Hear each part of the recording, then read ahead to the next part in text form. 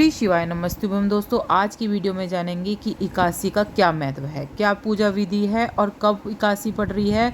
और एकादशी के दिन अगर एक चीज़ आप अपने मेन गेट पर बांध लेते हैं तो आपको बहुत ज़्यादा धन लाभ होने वाला है। माँ लक्ष्मी खींची चली आती हैं और सारे संकटों से भी मुक्ति मिलती है। जैसे अचानक संकट आ जाते हैं घर में, उनसे भी मुक्ति मिलती है। तो छोटी सी वीडियो है, हर चीज़ बताऊंगी। वीडियो के लास्ट तक बनी रहिएगा। वीडियो उपयोगी लगे तो लाइक सब्सक्राइब जरूर कर लीजिएगा। दोस्तों, शास्त्रों में एकादशी का बहुत ज़्यादा महत्व बताया गया है।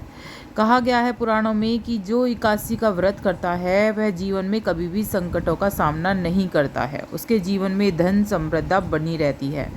दोस्तों, एकादशी के बहुत फ़ायदे हैं। व्यक्ति निरोगी रहता है, राक्षस भूत पिशाच आदि योनियों से छुटकारा भी मिलता है, पापों का नाश भी होता है, संकटों से मुक्ति मिलती है। कितना कहूँ, मतलब बहुत ही ज़्यादा आपको फ़ायदा होने वाला है एकादशी व्रत से। अगर आप एकादशी पे व्रत नहीं कर रहे हैं तो एकादशी पे जो पूजा होती है विष्णु भगवान की माँ लक्ष्मी के साथ, वो जरूर करें। कहते हैं पति पत्नी की एक साथ पूजा करने से धन संपदा में वृद्धि होती है।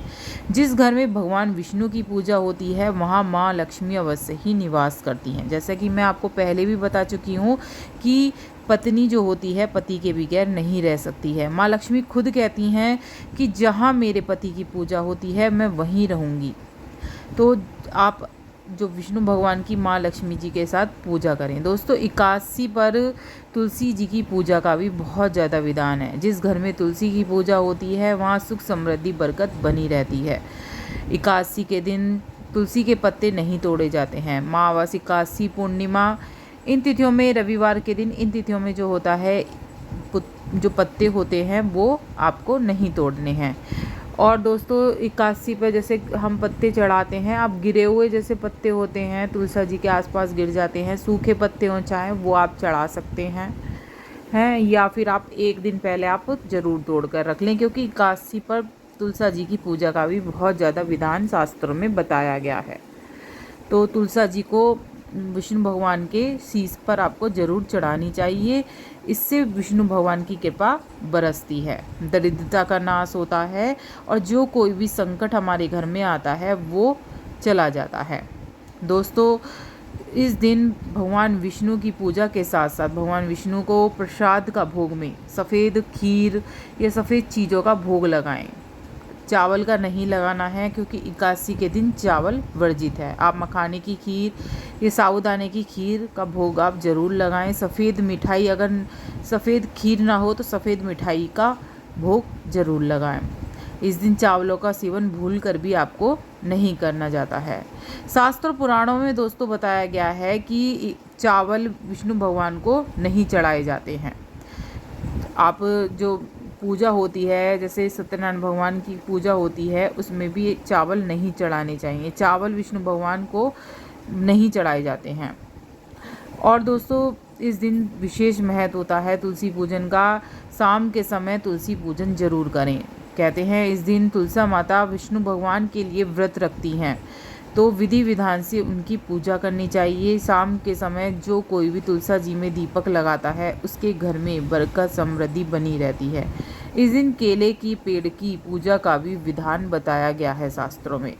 कहते हैं केले की जड़ में भगवान विष्णु का वास होता है और लक्ष्मी जी का वास पीपल में होता है। अगर आप इन पेड़ों की पूजा विशेष रूप से करते हैं तो घर में सुख समृद्धि बरकत बनी रहती है। दोस्तों, सूर्योदय होने के बाद आपको क्या करना है, जल्दी स्नान आदि करके सबसे पहले आपको, और बाद में काम करने हैं, सबसे पहले सत्यनारायण भगवान की पूजा करनी है। मतलब विष्णु भगवान की पूजा लक्ष्मी जी के साथ करनी है। गंगा जल आप अपने घर में ज़रूर छिड़क लें। तुलसी जी के पत्ते आप किसी पीतल के बर्तन में एक दिन पहले डालकर रख दें और जब वो 24 घंटे हो जाएं उसके बाद अपने घर में उसका छिड़काव करें। आप देखेंगे कि जितनी भी वो होती है, नेगेटिविटी होती है, वो सारी दूर होती है और घर में बरकत सी बन जाती है। जो संकट होते हैं वो जाने लगते हैं। ऐसा एक दिन ज़रूर करना चाहिए।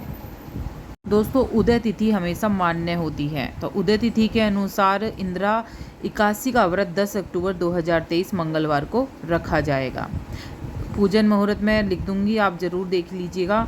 और दोस्तों जो उपाय करना है, आपको क्या करना है, एक तुलसा जी की जड़ लेनी है। याद रखें सूखी तुलसा जी की जड़ लें।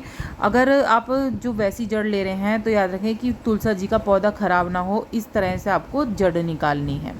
जड़ निकालने के बाद आपको लाल कपड़ा लेना है। दोस्तों लाल कपड़े में आपको साबुत चावल रखने हैं। साबुत चावल रखने के बाद उसके अंदर थोड़ी सी आपको जो मैंने बताई है तुलसा जी की जड़ रखनी है और उसे कलावे की मदद से आपको बांध लेनी है। आप जब पूजा करें, पूजा के टाइम पर आपको भगवान विष्णु के पास रखनी है और जब पूजा उपरांत आपको ये अपने मेन गेट पर बांध देनी है। कहते हैं जिस घर में तुलसा जी की जड़ बंधी रहती है मेन गेट पर, वहाँ माँ लक्ष्मी खींची चली आती हैं। घर में संकट कभी नहीं आता है, बरकत ही बरकत बनी रहती है। करके देखिएगा, अचूक उपाय है, मैंने भी आजमाया हुआ उपाय है। इससे घर में आर्थिक जो संकट होते हैं वो कभी नहीं आते, नेगेटिविटी भी नहीं आती है। वीडियो उपयोगी लगे तो लाइक